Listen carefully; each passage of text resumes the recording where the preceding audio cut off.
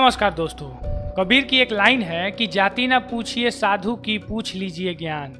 इसका अर्थ है कि किसी भी व्यक्ति की पहचान उसकी जाति से नहीं होती है, उसका धर्म से नहीं होता है, उसकी पहचान उसके गुण से होती है, उसकी ज्ञान से होती है। लेकिन आजकल ठीक इसके विपरीत हो गया है। लोग अपनी जाति को, अपने धर्म को इंसानियत से बढ़ के मानने लगे हैं और इसके हिसाब से भगवान को पूजने का अधिकार सिर्फ ऊंची जातियों का है। जो निचले जाति के लोग हैं, जो शूद्र जाति के लोग हैं, वो ना ही भगवान का पूजा कर सकते हैं और ना ही वो मंदिर जा सकते हैं। वो अलग बात है कि इन्हीं उच्च जातियों के हिसाब से रामायण में भगवान राम किसी निम्न जाति के स्त्री के हाथों बेर खा लिए थे।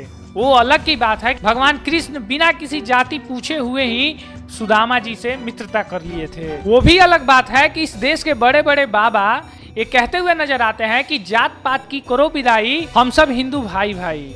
और वहीं दूसरी तरफ देखा जाता है कि अगर कोई शूद्र इन बाबाओं के चरण स्पर्श करने जाता है तो ये लोग उसे दुत्कार के भगा देते हैं। क्यों? क्योंकि वह एक शूद्र है, वह एक दलित है, वह एक निचली जाति का है। छूना नहीं है, मैं अछूत आदमी है ना छू। वो भी एक अलग बात है कि इस देश के सबसे बड़े नेता माननीय अखिलेश यादव जी एक मंदिर में पूजा करते हैं। पूजा खत्म होने के पश्चात उस मंदिर को धोया जाता है, उसका शुद्धिकरण किया जाता है और वह काम वही लोग करवाते हैं जो बड़े बड़े सभाओं में, बड़े बड़े मंच पे जाके दावा ठोक के कहते हैं कि हमारा देश एक हिंदू राष्ट्र है। लेकिन अब जमाना बिल्कुल बदल गया है। इतिहास में अब ये नहीं लिखा जाएगा कि गौमूत्र ही सबसे ज्यादा पवित्र है। अब इतिहास को भी बदल दिया जाएगा और इतिहास में लिखा जाएगा कि गौमूत्र से ज्यादा पवित्र इटावा के पंडिताइन भौजी का मूत्र है। तभी तो इटावा में भागवत सुनाने गए इस व्यक्ति के ऊपर ब्राह्मण परिवार की एक स्त्री का मूत्र इसके ऊपर छिड़का जाता है, इसको पवित्र करने के लिए। उसके बाद में इसका नाक रगड़वाया जाता है, इससे माफी मंगवाया जाता है। और इसकी गलती बस यही थी कि यह यादव समाज का होते हुए ब्राह्मण समाज में भागवत की कथा सुनाने गया था। कुछ लोग का कहना है कि जाति कुछ नहीं होता है, वर्ण सब कुछ होता है और वर्ण आपके कर्म और गुण पे निर्भर करता है। तो फिर इसमें गलत क्या है? यह व्यक्ति भागवत की कथा सुनाने गया था और एक नजर से देखा जाए तो यह अपने कर्म से एक ब्राह्मण है, कर्म से एक पंडितों वाला काम कर रहा है। तो क्या एक ब्राह्मण परिवार ने इसको ब्राह्मण तरीके से ट्रीट किया? इसके साथ नहीं किया।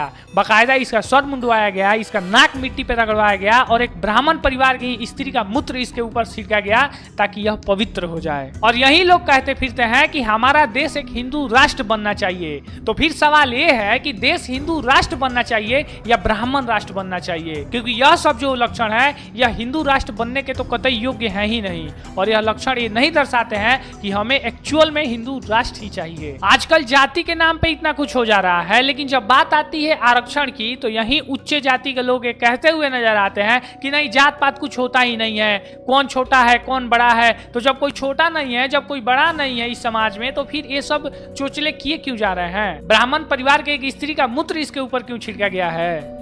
यह ऊंच नीच को नहीं दर्शाता है। फिर आप लोग किस हक से बात करते हैं कि आरक्षण को हटाया जाना चाहिए या आरक्षण को लगाया जाना चाहिए? इतना ही नहीं, कुछ लोग कहते हैं कि हिंदू खतरे में है।